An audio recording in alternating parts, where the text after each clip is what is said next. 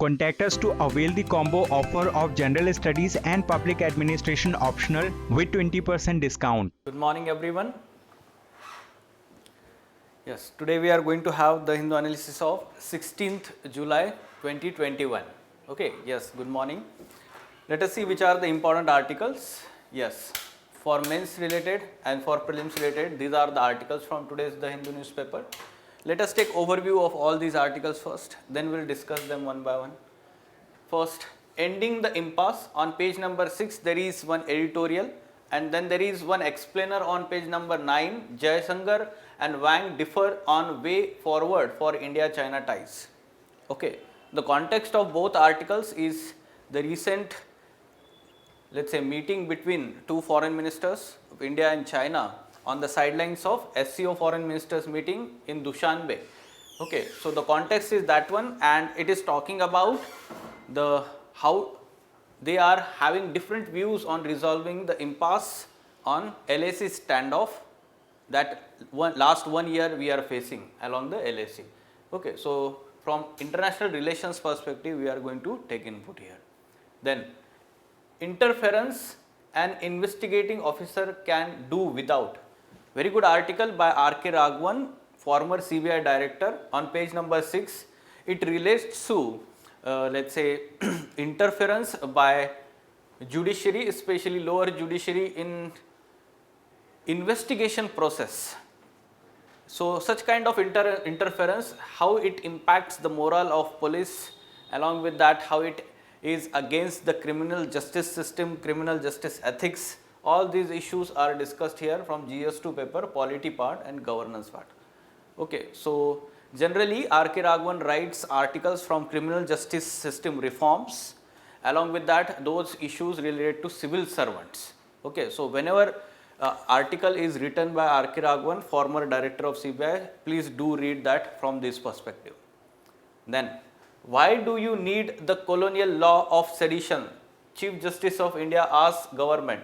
Now this is a very good development that Supreme Court and CJI himself is criticizing this particular sedition provision, and in recent times there has been increase in sedition cases against different activists, media personnel by government. So in that backdrop such criticism is important. Along with that, now there will be some review by Supreme Court regarding this particular section of IPC, section 124A of IPC regarding sedition. Okay. Then simpler drone rules in the offing. So new drone rules, especially related to drones used for research and development purpose. Those drone rules, draft rules, are put in place in public domain for review, feedback by the public. So how it changes the earlier rules. Okay. So use of drones, especially for science and technology section GS3 paper. Do not get confused with the kind of use of, let's say, or misuse of drones, especially to threaten the security of the country. So recent drone attacks that happened along the LAC and IAF base, right? So Indian Air Force base. So that is different perspective. Okay. And here we are talking about science and technology perspective, good use of drones, especially for research and development purpose. So what are these rules? Again, from GS3 paper we are going to take input. For polity part, notice issued to 3 MPs under anti-defection law.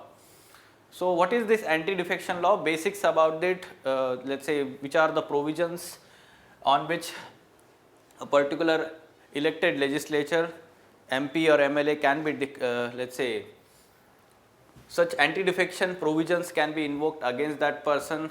So all these provisions we are going to take input here from polity perspective. And lastly, some practice prelims MCQs we are having on daily basis. Let us go into details of all these articles. First, ending the impasse. Yes, so the context of this article, along with there is one explainer on this page number 9. Jaishankar, Wang differ on the forward for India-China ties. So the context is same here.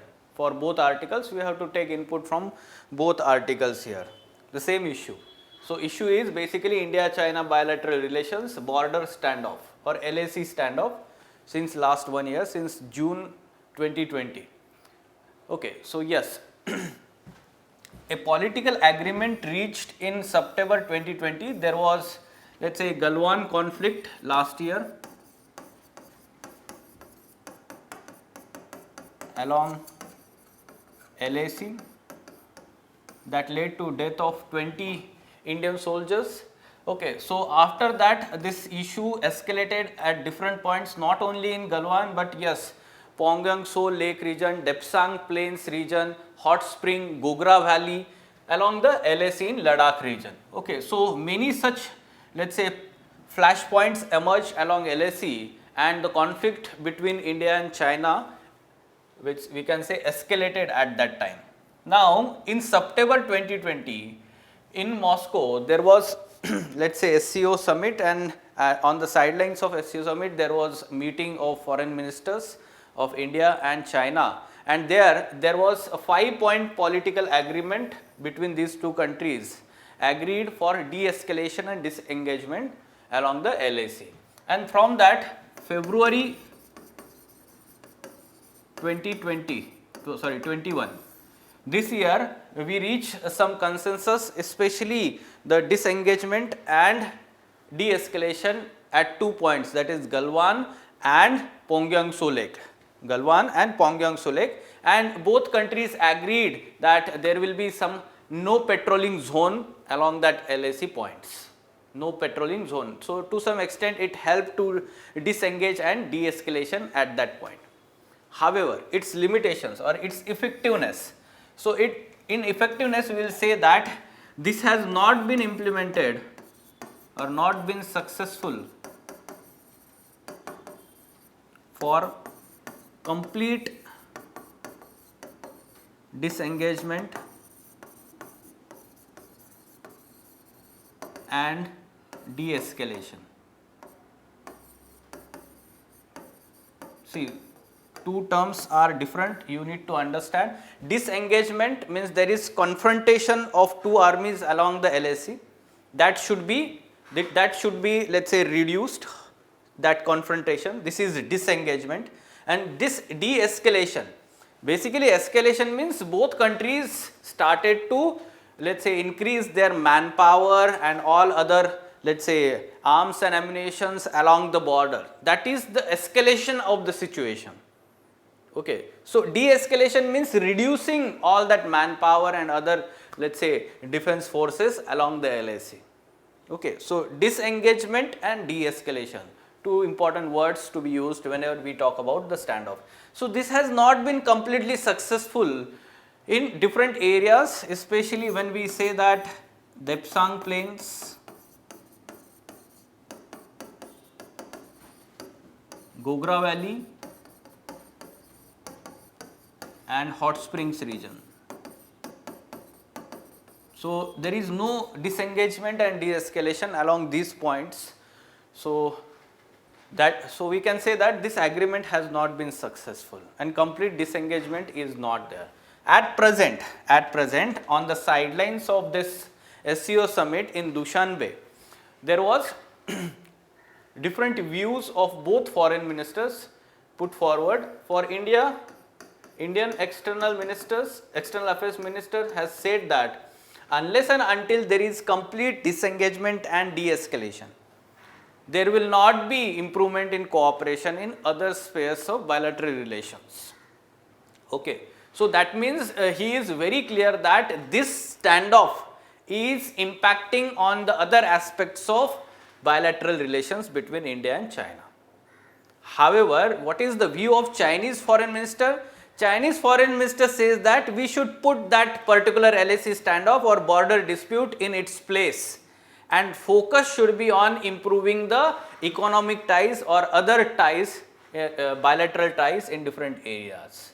And automatically in future, through deliberations and discussions and with the help of, let's say, principles like mutual respect, right, so that can be resolved. The border dispute can be resolved once we are able to have good cooperation in other areas of bilateral relations. This is the view of Foreign Minister of China.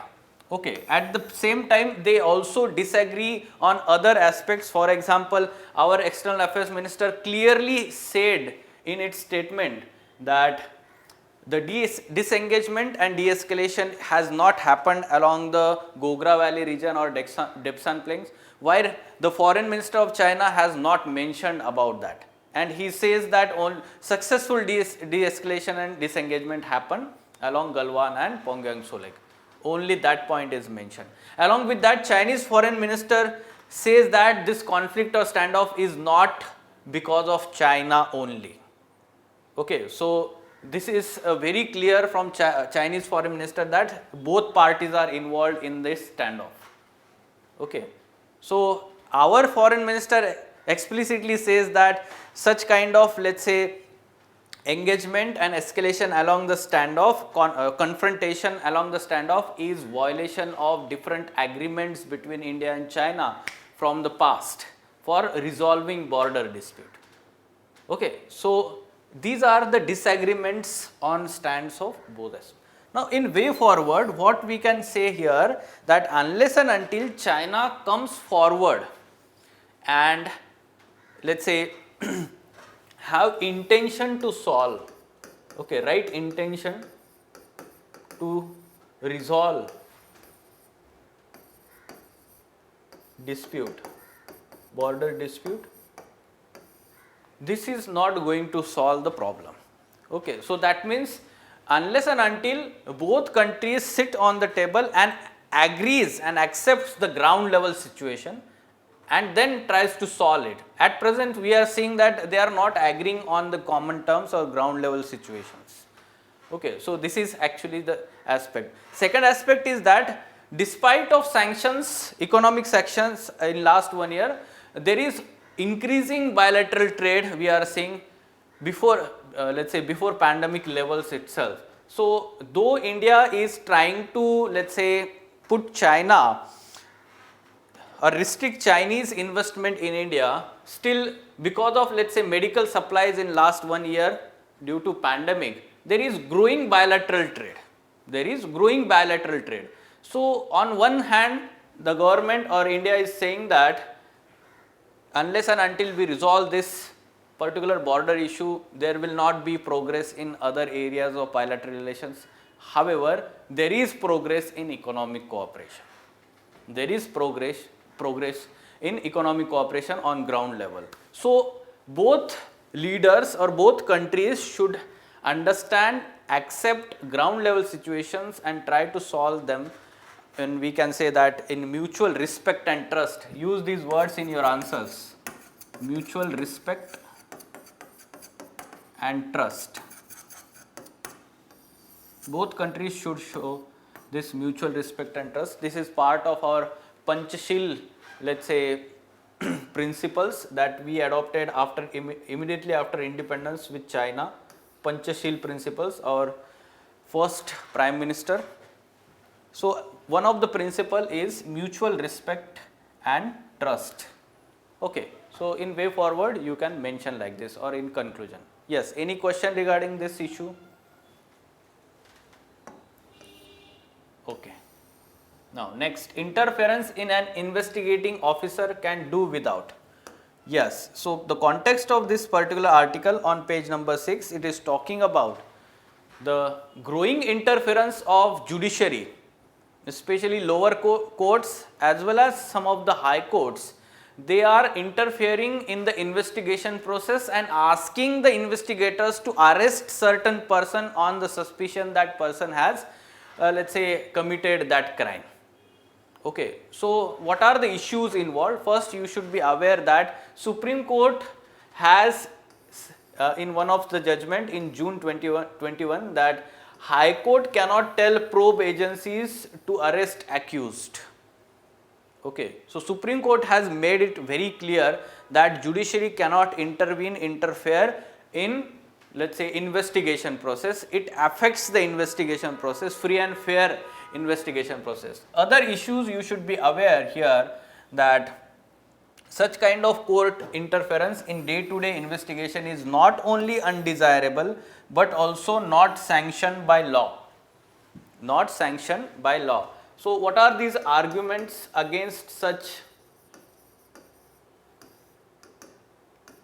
interference? first thing you should be aware that Criminal Code of Procedure Code, CRPC, it provides autonomy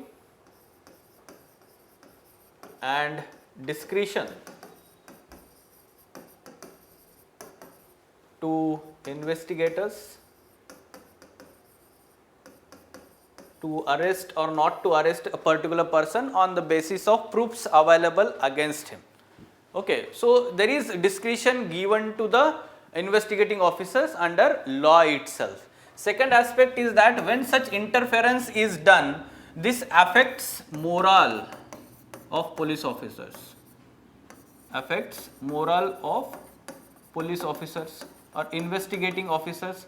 Why? Because they are doing the hard work in gathering the, let's say, evidences against that accused person, and suppose tomorrow court says that you should arrest that person, the other person, and not this person. So what is the importance of the work done by the police? Their duty, the service they are providing, or the duty dedication given by the police, this affects the morale of the police. Okay. So unless and until the charge sheet is filed by the police or prosecutor, the court should not intervene in arrest of the particular person. Okay. So this is another argument. One more argument you can say here, that when such, let's say, day-to-day interference in the investigation happens, this is actually this goes against the natural justice principle and criminal justice ethics. It says that any person is innocent until proven guilty. Okay, so this is the let's say important aspect of natural justice or criminal justice ethics. So from that aspect also you should be aware that such interference is going against these principles. Okay, and one more, let's say, argument you can write down when we are talking about such interference in the levels of accused persons. What happens is, when such interference is there, the police actions may become arbitrary, more arbitrary in future.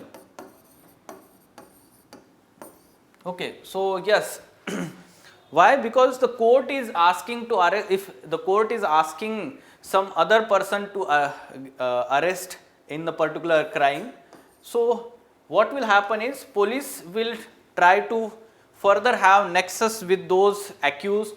Already the image of police is tarnished because of few certain, let's say, corrupt officials, and these officials will try to exploit this situation.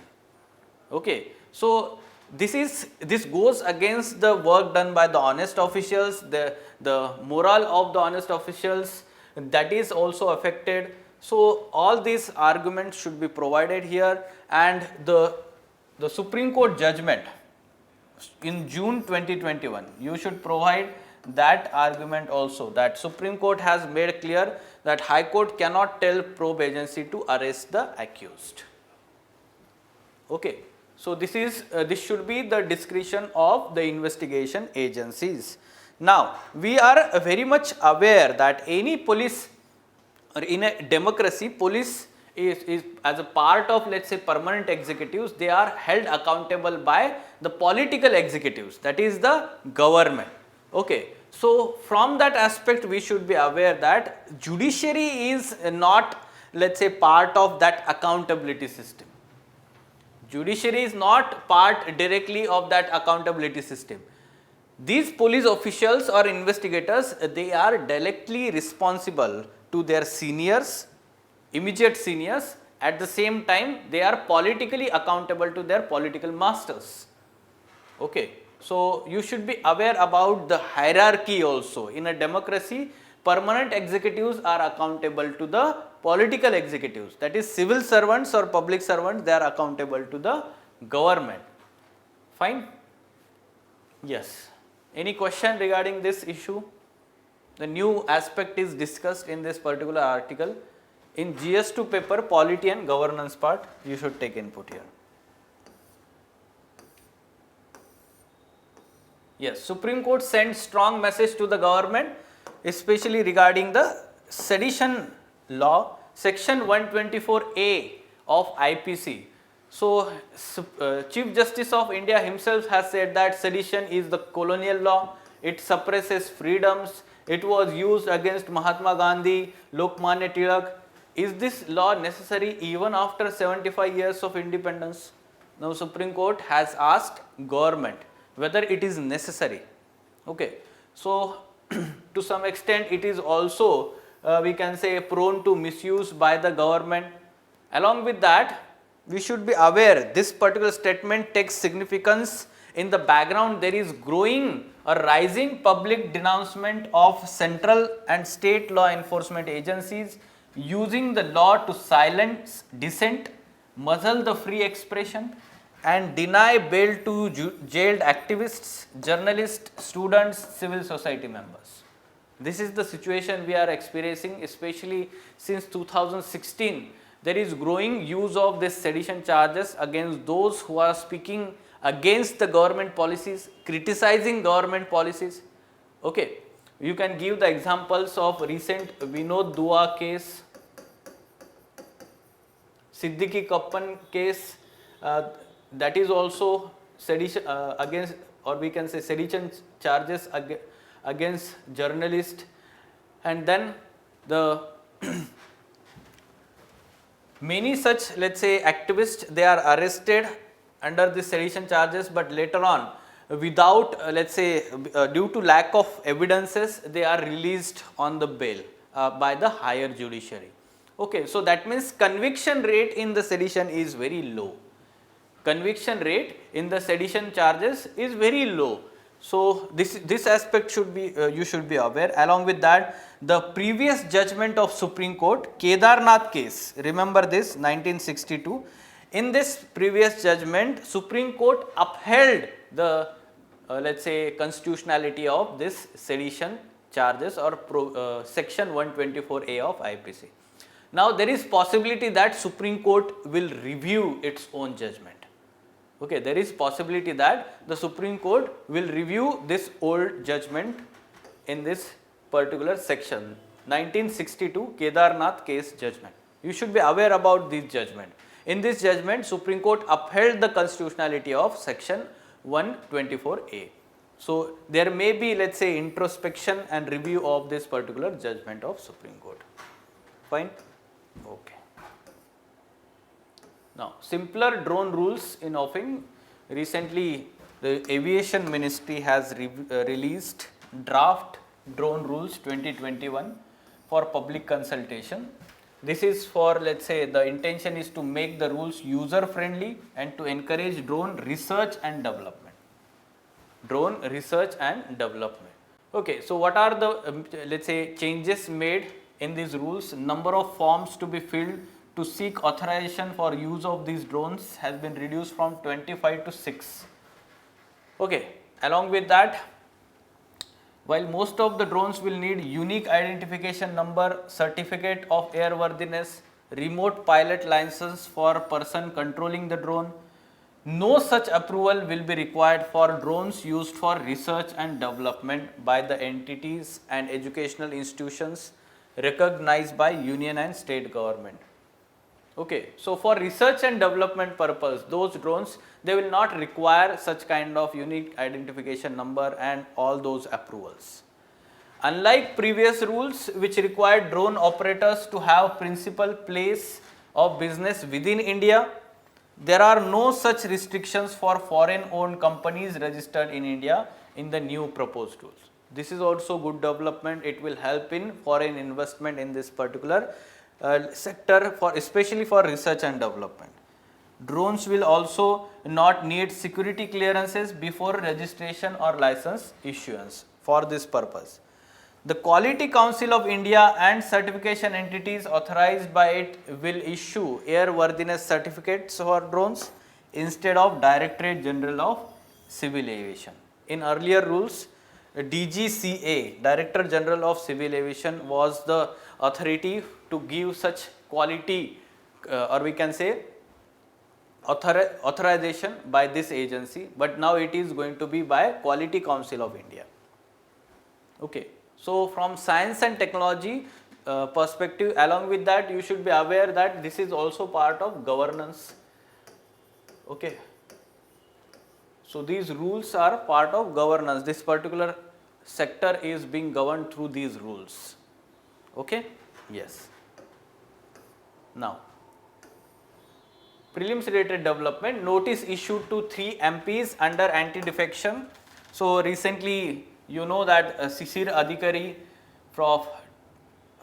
Sunil Kumar and Mondal and K. Raghu Rama, Krishna Raju, the notices are against these. First 2 are, let us say, Trinamool Congress from West Bengal. They have changed their party and now they have joined BJP. So, you should be aware about the anti-defection laws provisions. So, what are these provisions? Anti-defection law, the background, there was a Haryana MLA Gaya Lal who changed party thrice within the same day in 1967, and the political defections were very common at that time. This you may have read this in NCERT also. Okay, there are 11th standard NCERTs there, even 9th or 10th standard NCERT. This story of Ayaram Gayaram is very well explained there.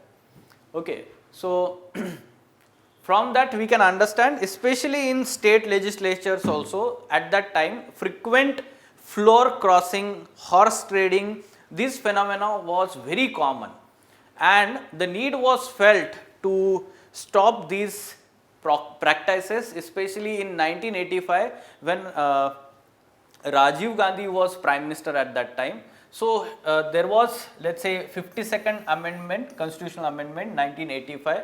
This brought changes in our constitution. It inserted 10th schedule in Indian constitution which provided for this anti-defection law. Okay. So, it provided criteria on which legislatures can be disqualified on the grounds of defection by the presiding officers of that legislative house. Okay. Now, the decision on disqualification on the ground of defection is referred to the Speaker of Lok Sabha or the Chairman of Rajya Sabha, and his or her decision is final. However, in 1992, in Kihito Holohan case, Supreme Court has said that while deciding on the defection, let us say, notices, the presiding officer should act as a tribunal. That person act as a tribunal, and like any other tribunal in the country, the decision of that tribunal is subject to judicial review, and therefore the decision of the Speaker or the Chairman is also subjected to judicial review. That is not always final, or it is not that it cannot be questioned by the Supreme Court or judiciary. Fine. What are the provisions? 4 important, let us say, disqualification criteria are provided in this 10th schedule of Indian Constitution. First thing is that when a person, MP or MLA, resigns voluntarily from his political party, first criteria. Second criteria is that if that MP or MLA votes against or abstains from voting, let us say, against the direction given by the political party, okay, or whip of that political party. The third aspect is that when independent candidate joins any political party, and fourth is that a nominated member of parliament or state legislature joins any political party after deadline of 6 months. These 4 criteria are mentioned.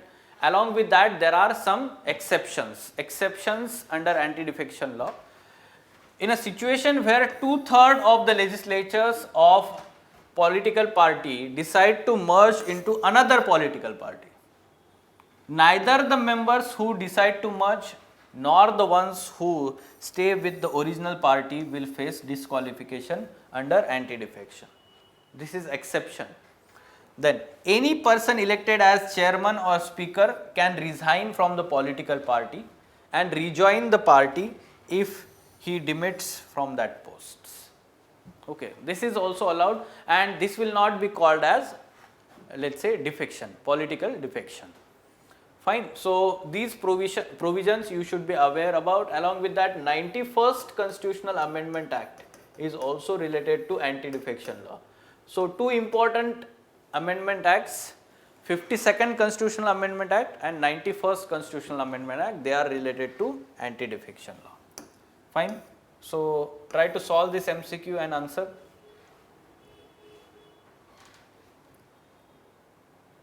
What should be answer to this question?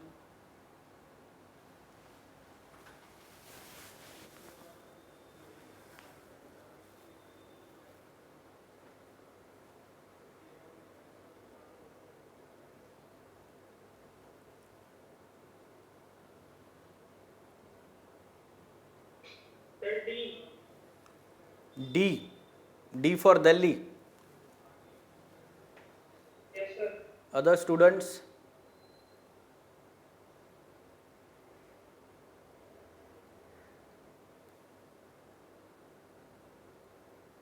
C.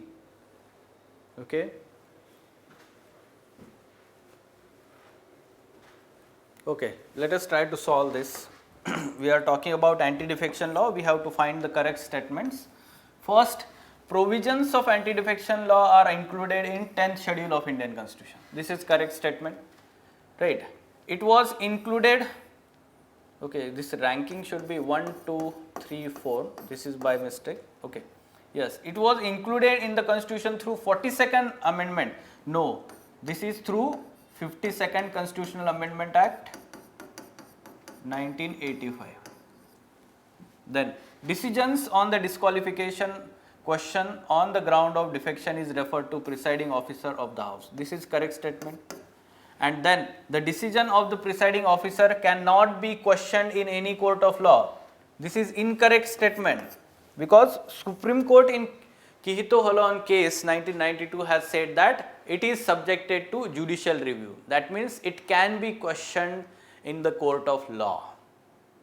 Okay, so answer is actually 1 and 3, C. Okay, so this should be the answer. Fine. Now, important captions and quotations. There is one good statement in that article regarding sedition charges or sedition law, the review of Supreme Court on this section 124. There was one judgment of Supreme Court, and in that this statement was given: the time is long past when the mere criticism of the government was sufficient to constitute sedition. This was during, we can say that, British time period. The right to utter honest and reasonable criticism is a source of strength to a community rather than a weakness. Very good statement by the Supreme Court regarding sedition law. Okay. So, as a conclusion in your answer, as a, let's say, important argument, you can mention this statement in your answer. Okay. Yes. So, these are important articles. Any question? Sir, I have two those presently. Sir, today central government has been given a gazette notification between Telangana and Andhra Pradesh, sir, regarding to Krishna River. They are fully they are taken as a fully total the overall project by given on that gazette notification. It will be affect the federalism of the two states by the central government. No, I'm not getting what you are saying. Will you please repeat this? Central government has given a gazette notification on Krishna River, sir. Yes. Whatever the project has AP and Telangana, it will be applied to the AP and Telangana governments federalism by the central government. See, you know, though we can understand that the river water sharing dispute is not the original and exclusive jurisdiction of Supreme Court, but we can understand that in Kaveri dispute we have seen, though the tribunal had given the award, still Supreme Court intervened and modified that award. Okay, and the more water was given to the Karnataka. at the same time you should be aware that this is actually the politically sensitive matter, and that's why the Supreme Court intervenes in such matters. But when the central government is intervening, that affects the federal aspect. So yes, your argument is correct here. When the central government is intervening in or providing any, let's say, directions to the state government on that issue or the bilateral dispute between these two states. Okay, but when the central government is amicably trying to solve that issue, suppose in interstate council or let's say regional council, so that is good thing. Okay, because that is providing some amicable solution to the bilateral dispute, interstate dispute. But when there is dictation of some terms, that is not good thing.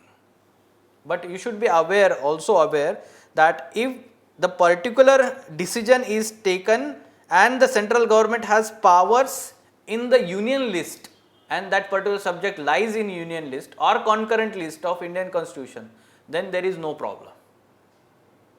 If the particular subject is there in the state list, then there is problem. Okay. Sir, one more thing, sir. Yes. Regarding CJ has been given the statement as a 124A law, according to some political parties are going to be influencing the opposition party leaders. Regarding that one, somebodies are going to be wantedly shifting their party from opposition party to ruling party and ruling party to whatever they have the party. Is there any legal laws, those are having jumping from one party to another party to take the action? Whatever the election commission has been spending the money and the election time, they have a chance to recover for that particular MP, sir. Yes, actually, see, in electoral reforms, you will be learning about this from time to time. But yes, there are guidelines by Election Commission regarding the expenditure of the candidate during the elections. There are limits. Along with that, they have to display in a transparent manner how much amount of money they are spending in the election campaigning. Their assets, that is to be also declared, that how much assets they are carrying. Okay, so what happens is when there is political defection, this is to some extent fraud on the democracy.